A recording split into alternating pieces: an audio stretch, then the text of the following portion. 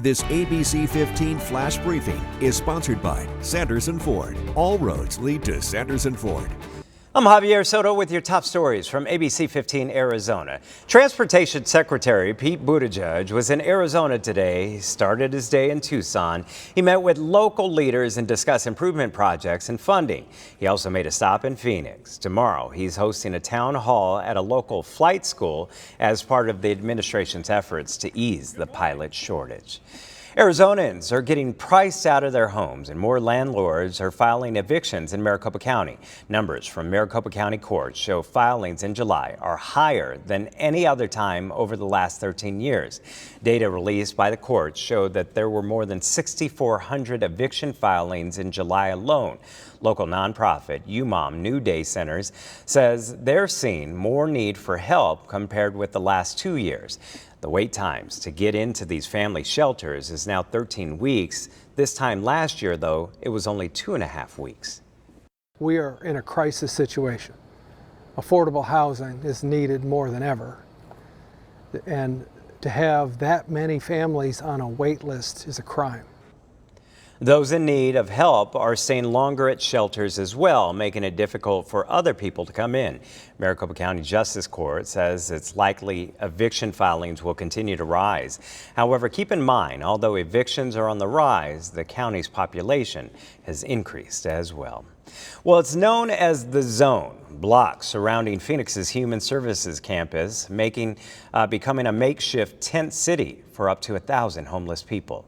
Nearby business and property owners at 12th Avenue in Madison are so fed up that they just filed a lawsuit against the city of Phoenix. They claim the city has allowed that area to become a public nuisance, causing physical and economic harm. If you truly care about people, you can't let people live in these conditions. You literally can't. You know, you look at it every day and you're like, how can somebody live like this? How can we accept this? The owners want a judge to require city officials to enforce laws, relocate the people, and clean up that area. Phoenix's city manager's office says Phoenix developed strategies to address homelessness in 2020 and dedicated $50 million to enacting that plan last year.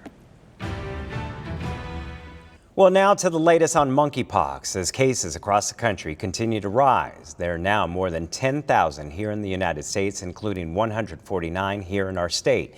Maricopa County is giving limited vaccine doses to people who are at highest risk of being exposed. If you have symptoms, including any unexplained rashes, call your doctor.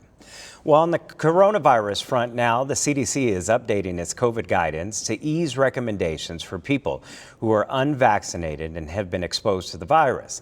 The new guidance recommends unvaccinated people mask up for 10 days and get tested 5 days after being exposed instead of quarantining. It's the same guidance that was previously given to vaccinated people. Due to inflation and higher prices, more families have needed help this year buying back-to-school clothing. Well, one Valley program called Operation School Bell is working to help make sure kids have what they need ahead of the school year. Every year, they provide free new clothes to thousands of children with their school bus full of dressing rooms and clothing. We see kids that come in with their shoes duct taped together. We have kids that are excited because now they get to have their own toothbrush. But this year, it's also costing them more to help because vendors are raising their prices and their shipping costs have almost doubled, and they rely on donations to keep that bus running. There's room for everybody to help, whether it's your time, your treasure, or your talent, and I just encourage everybody to get involved. The nonprofit also has a thrift boutique where families can get clothing at a reduced price. And next week, they're taking 30% off all items. We're told there's a huge inventory right now of kids' clothing.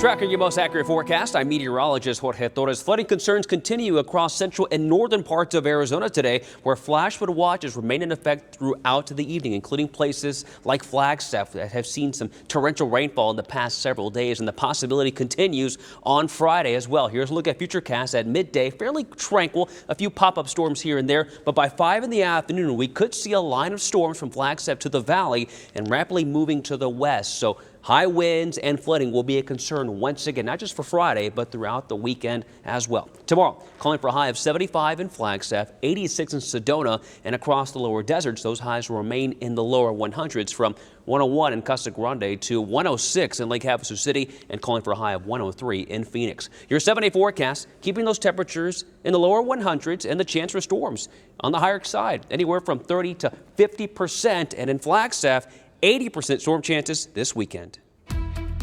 This ABC15 Flash Briefing is sponsored by Sanderson Ford. All roads lead to Sanderson Ford.